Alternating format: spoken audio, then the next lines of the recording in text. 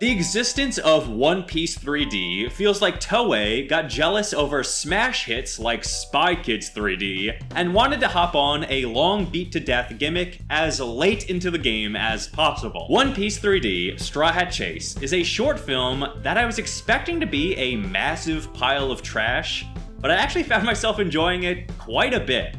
Why is that? Well, that's what this review is gonna be. Sorting through my enjoyment of what feels like an extended cutscene for a video game you never get to play. Released on March 19th, 2011. This movie premiered the same day that in the manga, Zoro seemingly defeated Horty Jones, while the last anime episode that aired was the end of the Marineford arc. This was a pretty intense time to be a One Piece fan, and with the last movie, Strong World, having Oda's direct involvement, I'd imagine fans were not too pleased with the idea of an all-CGI 30-minute movie packaged with a 3D Toriko movie, a series that I only know about because it is stuffed into as much One Piece cross-promotion as people could reasonably stomach. My point is, I don't think there was a massive demand for a movie like this, but I actually think it's quite ambitious for what it is. Jumping right into the movie, my first impressions are summed up by the note I wrote 30 seconds into watching it. Ah! The animation looks grotesque! I was not a fan of the character models for either Old Man nor Old Dog, and I think it was a big mistake to open the movie on these two characters when showing off such a new art style. Because, and hear me out, I actually don't think this movie looks that bad. I 100% prefer the anime's regular style, and 99 times out of 100, I want to see more expressive and fluid forms of animation.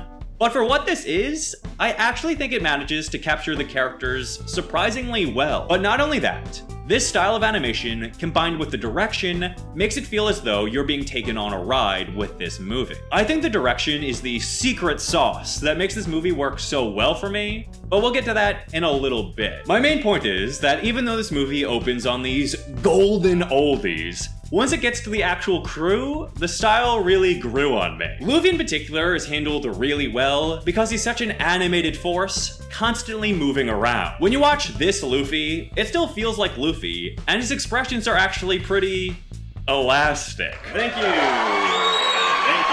Expressions are just damn hard in a film like this, since everyone looks like they've suffered full facial paralysis most of the time. But while everyone looks weird, I still think the movie is able to capture a lot of the energy, and once you accept that it is what it is, then I think it's pretty easy to get past the CGI and even enjoy how surreal things can feel. I feel like I needed to address that bulgy elephant in the room, but now let's get into the story of the movie. It's actually very simple. Luffy's hat goes missing, they realize it was stolen by a bird, and then they chase that bird. In the nutshell, that's all you need to know.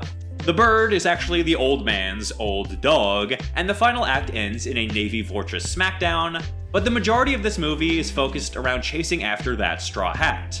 Hence, the title. Again, it works for what it is. It's a 30-minute movie, so they couldn't jam too much plot in there, and frankly, I enjoy how bare bones this story is. It's just enough setup to propel the action forward, and the action is the real star of this movie. The way that the camera moves is so unique to anything One Piece, I found the whole thing to be very inventive. So much of this movie feels like it's taking you on a roller coaster, as if you're chasing after Luffy, who is chasing after that straw hat, struggling to keep up with the bombastic action in the colorful and chaotic world around you. Take this one scene, for instance, that comes toward the beginning of the titular chase. Luffy is swinging around with his stretchy arms through these massive stone pillars, weaving in and out going after that bird. The camera swings with Luffy, and occasionally the world around Luffy will burst into the frame. Although we as the audience have this forced dynamic perspective chasing Luffy around,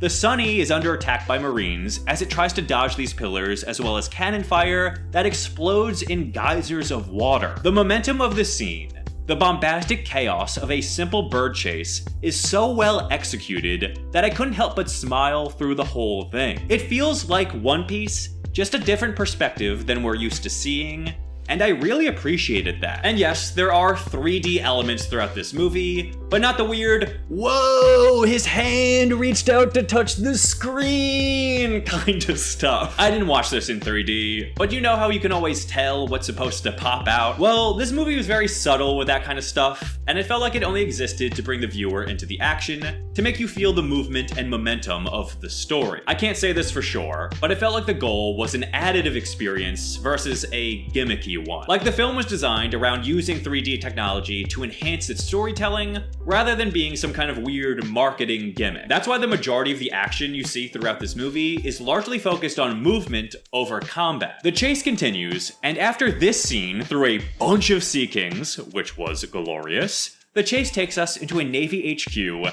and the head dude gets his hands on the hat. The rest of the crew arrives, and a smackdown ensues, but look at how the action is shot. The main focus is a battle against these giants that involves a lot of dodging, running, and swinging. The momentum from the chase carries into this conflict. Look at Zoro cutting through these dudes. It looks odd.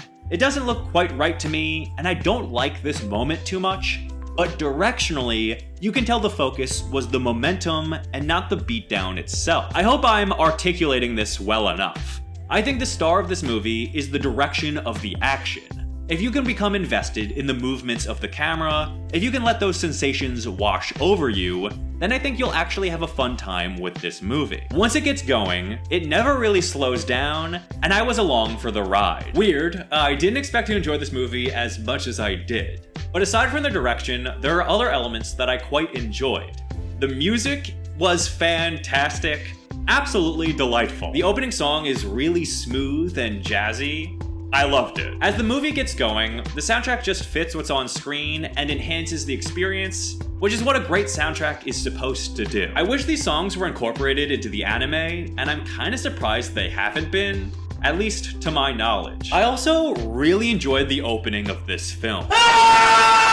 No, the Straw Hat opening. In Luffy's mad dash to find his hat, we practically get a tour of the Sunny that I enjoyed. This scene of Luffy tearing through Robin's library as she just sits there catching the books is so terrific. Usopp's merry pajamas are adorable, and I really enjoyed the crew taking all of their various vehicles out at once to look for Luffy's hat. All of this was just a fun time with the crew, expressed in ways we normally don't get to see. Honestly, the weakest parts of the film to me were the old man and dog. I think they served their purpose in the story well enough, and they were really just a catalyst for the action, but their situation was a bit convoluted. The old man is a pirate, and his crewmate is his dog, who ate the bird fruit. The old man thinks he's dying, but the dog won't let him die alone, so he gives him a job to steal Straw Hat Luffy's hat, thinking it's impossible and the dog will give up and leave him alone. By the end of the movie, the old man realizes he was foolish to push the dog away, and then Chopper pulls out a fork that's been lodged in his throat for a week.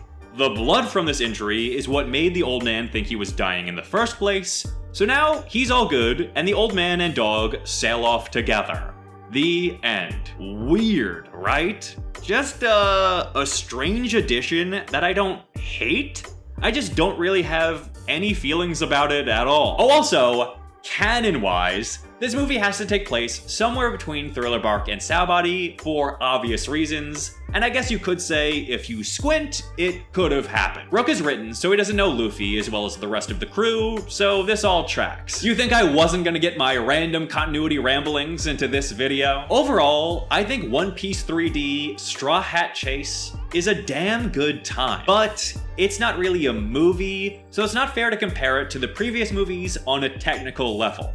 So I just kind of have to go with my gut feeling I had while I watched it. I'd actually say this is a top tier experience. I had a smile on my face 90% of the time. For that reason, on the scale of out of canon 3D monstrosities from the early 2010s, I'd say this is a solid 8 out of 10. If you haven't seen this one, I highly recommend checking it out for something completely unique in this franchise. And that's the video. Thank you for watching, and a special thank you to my patrons who make this all possible.